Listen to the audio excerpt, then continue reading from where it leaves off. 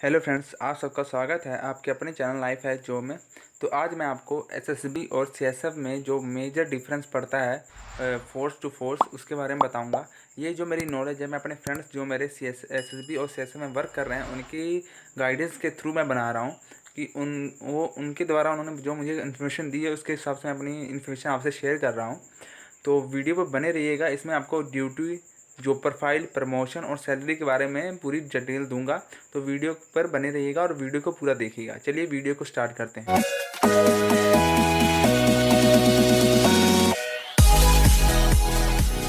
चलिए जैसे कि मैंने सीएसएफ की जॉब प्रोफाइल के ऊपर कुछ पॉइंट्स खोल रखे हैं जो कि इसकी बेसिक नॉलेज है, तो मैं आपको वो बता देता हूँ। जैसे कि central listed security force CSF was founded in 1960। मतलब जो सीएसएफ का गठन हुआ था वो 1969 में हुआ था विथ 3 बटालियन, मतलब 3 बटालियन के साथ इसका गठन हो गया था। The main objective of the force is to provide integrated security to the PSU, public sector undertaking and other major infrastructure of the country. उनका कहने का मतलब ये है कि जो हमारी सीएसएफ का गठन इसलिए हुआ था क्योंकि जो हमारी सरकारी इमारतें हो गई, मेजर इंपॉर्टेंस प्लेस हो गए, मतलब जगह हो गई जहाँ पे कोई दुर्घटना होने के चांस थे, वहाँ पे सीएसएफ के लिए सीएसएफ का गठन किया गया ताकि वो पीएसयू जो हमारी बड़ी बड़ी इंडस्ट्री हो गई, जैसे परमाणु संयंत्र डीआरडीओ हो गया, ब्राक हो गया, बहुत सारी ऐसी मेन पॉइंट्स हैं, बेल हेल हो गया, ऐसी ऐसी चीज़ें हैं, इंडस्ट्रीज़ हैं जहाँ पे उनको सिक्योरिटी प्रोवाइड की जाए ताकि वहाँ पे कोई चोरी वगैरह कुछ ना हो सके। ठीक है। तो और बताना चाहूँगा कि जो सीएसएफ का जो ट्रेनिंग पहला हमारा आता है कि ट्रेनिंग, तो इसकी सीएसएफ की, जैसे मेरे दोस्तों ने मुझे बताया जो सीएसएफ में भी वर्क कर रहे हैं, जो उन्होंने बताया कि इनकी जो ट्रेनिंग होती है, ट्रेनिंग इनकी 1 साल की ट्रेनिंग होती है। ठीक है, 1 साल की पूरी इनकी ट्रेनिंग होगी, 1 ईयर की ट्रेनिंग होगी। 1 ईयर ट्रेनिंग के बाद इसमें आपको ट्रेनिंग में जो सैलरी मिलेगी वो हम मिलेगी आपको 24,000। ठीक है, इन हैंड 24,000 मिलेगी आपको ट्रेनिंग में सैलरी।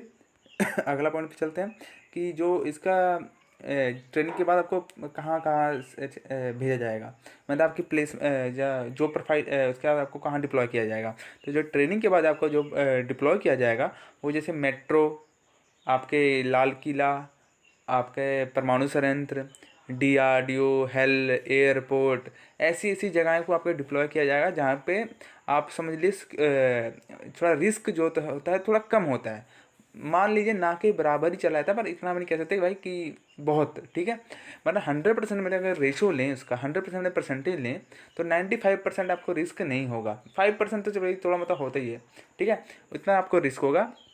और जैसे कि और अगले पॉइंट चलते हैं इसकी, इनको इनमें जो छुट्टियां कितनी मिलती हैं। ठीक है, कई भाइयों का ये कमेंट होता है छुट्टियां कितनी मिलती हैं।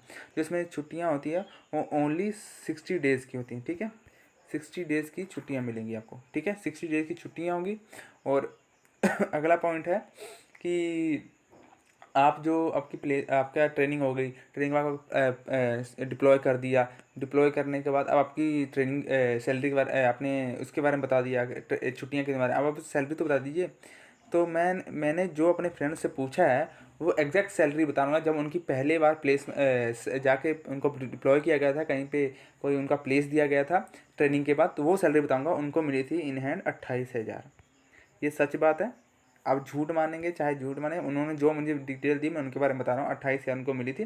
क्योंकि ये देखिए 28,000 क्यों मिली है, क्योंकि जो इनकी जो रिस्क अलाउंस है वो उनमें नहीं जुड़ता, क्योंकि रिस्क कम होता है इसलिए उनमें रिस्क अलाउंस नहीं जुड़ता, इसलिए आपको 28,000 पहली पेमेंट मिली थी। ठीक है, जो कट छट के सब आई थी तो 28,000 थी। ठीक है, तो सीएसएफ की जो मेन पॉइंट थे मैंने आपको वो डिटेल बता दी है। ठीक है, जो मेन इसके 4 जो 5 6, हाँ सॉरी, एक और पॉइंट है प्रमोशन। प्रमोशन ठीक है, प्रमोशन के बारे में बता दूं। जिसका प्रमोशन है वो साल 3 साल बाद आप या डिपार्टमेंटल एग्ज़ाम देते हैं डिपार्टमेंटल एग्जाम दे सकते हैं, ठीक है। 3 साल में डिपार्टमेंटल एग्जाम होता है जिसको आप क्वालिफाई कर सकते हैं। और आप कब देख सकते हैं, जब 3 साल बाद पूरे आप क्लीन, नीट एंड क्लीन हो, अपने आपके रिकॉर्ड्स क्लीन होंगे, तभी आप जाके डिपार्टमेंट एग्जाम दे सकते हैं, नहीं तो आप नहीं दे सकते, ठीक है। तो और सेकंड पॉइंट है जिसमें प्रमोशन पा सकते हैं आप, 10 साल बाद आपकी प्रमोशन होगी, ऑटोमेटिकली आपका रैंक बढ़ा दिया जाएगा, आपको कांस्टेबल से हेड कांस्टेबल बना दिया जाएगा, ठीक है। तो ये 2 पॉइंट है जिससे आप प्रमोशन कर सकते हैं। चलिए अब एसएसबी पे चलते हैं।